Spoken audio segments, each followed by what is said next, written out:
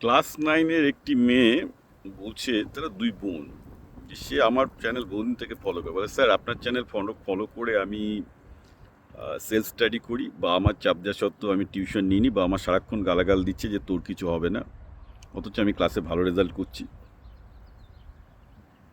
আমি আর কি বলবো বলুন।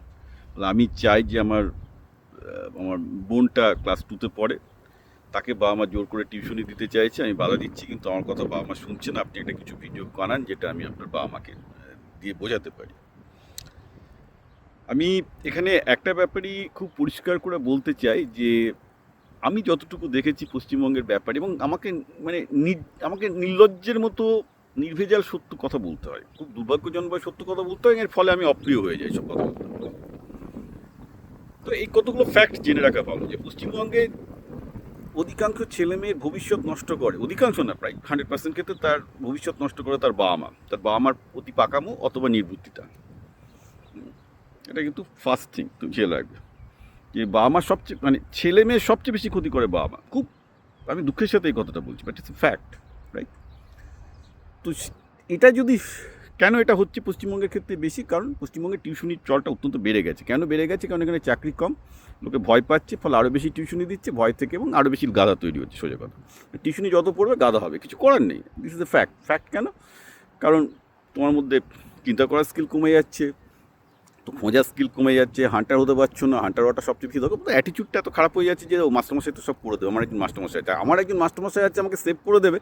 ইটস এ ভেরি ব্যাড অ্যাটিচিউড, কারণ এটা অ্যাকচুয়ালি মানুষকে দুর্বল করে দেয়। আমি চাইছি ছেলেবেলা থেকে লোকেরা বুঝুক, ছেলেরা বুঝুক বা মেয়েরা বুঝুক, যে আমাদের পড়াশোনাটা অ্যাকচুয়ালি ভবিষ্যতের একটা ক্ষেত্র। তো বাবা মাকে এটা বলো যে পড়াশোনাটা তো ভবিষ্যতের একটা ক্ষেত্র না। তো এখানে যদি তুমি অ্যাটিচিউডটা তৈরি করতে না পারো যে আমাকে নিজেকে খুঁজে নিতে হবে, নিজেকে দাঁড় করাতে হবে, নিজের পায়ে দাঁড় করাতে হবে, তাহলে সেই অ্যাটিচিউডটাই তো আসবে না ভবিষ্যতে তোমার নিজের পায়ে দাঁড় করানো, তাই না?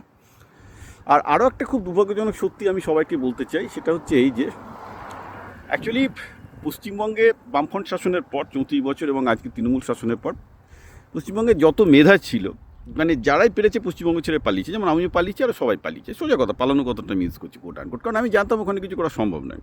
করতে গেলে আমাকে একদম পশ্চিমবঙ্গের বাইরে যেতে হবে, আর পশ্চিমবঙ্গের বাইরে যখন যাবো আমেরিকাতেই চলে আসি, ক্ষতি কী আছে? সবাই আমার মতো এরকম ভেবেছে। তাহলে পশ্চিমবঙ্গে পড়ে আছে কারা? অর্থাৎ আমি তোমার বাবা মার সম্বন্ধে কোনো অসম্মান সূচক হয়তো আমি কথা বলতে চাই না, বাট একটা ভাবতে হবে যে পশ্চিমবঙ্গে যারা পড়ে আছে মোটামুটি 3টে ক্যাটাগরির। এক, যারা অ্যাকচুয়ালি নিজেদের মধ্যে অ্যাকচুয়ালি কোনো কিছু করার ইচ্ছা ছিল না বলে রাজ্যের বাইরে যায়নি, কারণ যারই কিছু করার ইচ্ছা ছিল তাদের রাজ্যের বাইরে যেতে হয়েছে। আর দুই, রাজ্যের বাইরে যাওয়ার ইচ্ছা ছিল অথচ যেতে পারেনি, অর্থাৎ তাদের সেই পরিমাণ মেধা ছিল না। এই হচ্ছে পশ্চিমবঙ্গের দুটো class. In either way it's not good. সমস্যাটা কি দাঁড়াচ্ছে? সেটা হচ্ছে এই যে পশ্চিমবঙ্গে আর কি অধিকাংশ অভিভাবকই এত আউটডেটেড, এত পিছিয়ে পড়েছে, তাদের ক্ষমতা নেই যে তারা তাদের ছেলেপেলেকে গাইডেন্স দিতে পারে বা মানুষ করতে পারে। এটা খুব দুর্ভাগ্যজনকভাবে সত্যি, কারণ তারা ওই মাস্টারের কাছে যাবে, এই যাবে ওই যাবে, রাইট করে গিয়ে মানে ওই হেডলেস চিকেনের মতো, গলা কাটা মুরগির মতো ঘুরে বেড়াচ্ছে। তো এখন একটাই ব্যাপার, সেটা হচ্ছে এই যে বাবা মার প্রতি বাধ্য হয়ে যে জীবনে ভালো হয়, এটা কিন্তু সত্যি নয়।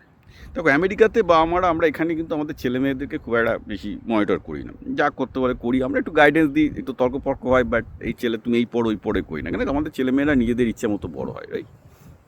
আমরা তাদেরকে তাদের ইচ্ছা মতো বড় করি বা এই করি।